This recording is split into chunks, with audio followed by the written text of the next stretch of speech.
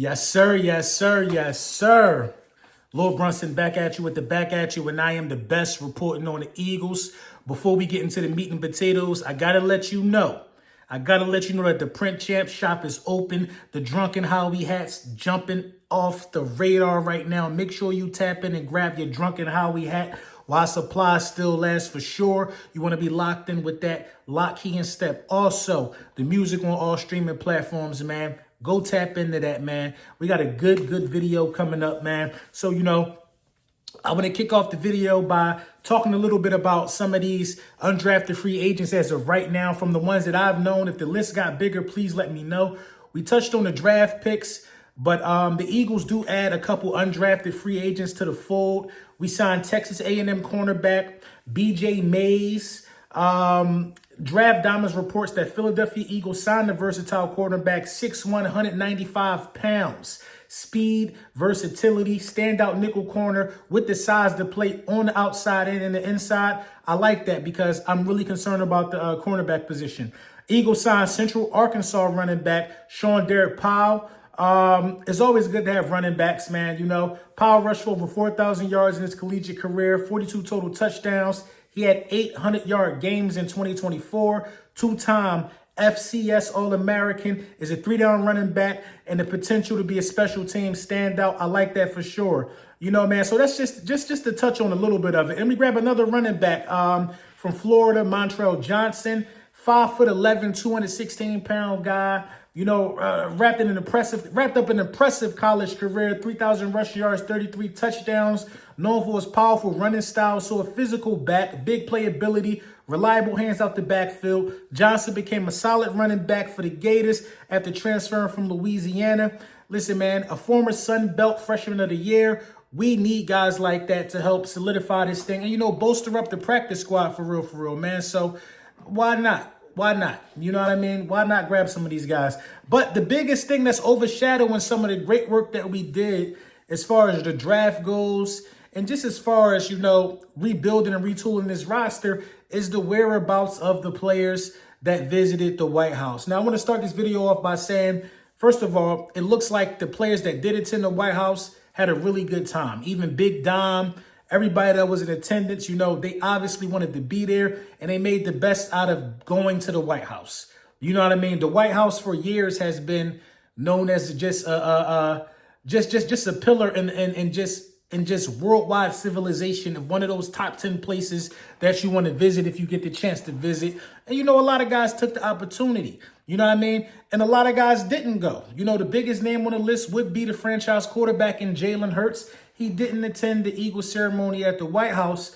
But, I want to start it off by saying, if anybody has any outrage, I want to know if you had any outrage when Tom Brady didn't go under the Obama administration. He didn't go. That was his choice. That was his right. Tom Brady did not attend. So you can't have flack for Jalen Hurts if he didn't want to attend. You just can't do it. It makes no sense, actually. It's kind of unfair. But, a lot of this stuff is based off of just being unfair. My opinions on politics don't matter one way or another of what somebody should do. And I think a lot of people don't understand that. The best thing about America is this. Everybody has freedom to make the decisions they want. That's why everybody wants to be an American. So shout out to the players that wanted to go and did go. And shout out to the players that didn't want to go who didn't go. But the bottom line is, it's their right and it's their decision to make. A lot of y'all got to be cool with the decisions that other people make because they're not your decisions to make. They're not your decisions to make. It's just as simple as that. They're not your decisions to make. So I really don't fault Saquon Barkley for hanging out with the president or whatever, because he also hung out with Obama. Maybe Saquon Barkley is one of those guys that just respects the office. Maybe that's truly his stance. Some people would say, hey, I don't know. I wouldn't align myself with what the current climate of the administration is right now. And that's their right too. You gotta be able to disagree and make it a healthy disagreement if things are going to get better as a whole for the country in the first place. So I'm not mad either way it go. I'm not mad. You know what I mean? I'm not mad. Shout out to the 10 people that went. Shout out to the 10 people, 11, whatever. Shout out to the guys that went and shout out to the guys that didn't go. What we're not going to do is stand by and vilify these guys for making a choice that they're able to make. And half the people that got a problem with the choices that people are making are guys that just be having crazy stuff in their bio, patriot, America first. Where was you at when it was time to go enlist and do these things for America? Since it's so much America first this, America first that. Where was you at?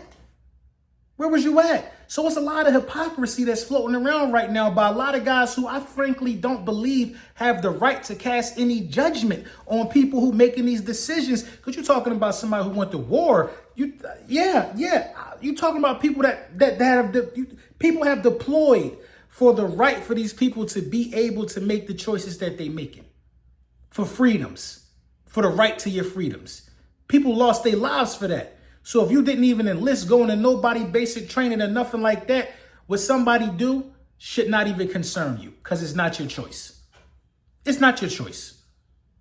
It's not your choice. I'm happy for the team in its totality, no matter what decision they decided to make. There's no right or wrong because did you say Tom Brady was wrong when he didn't go?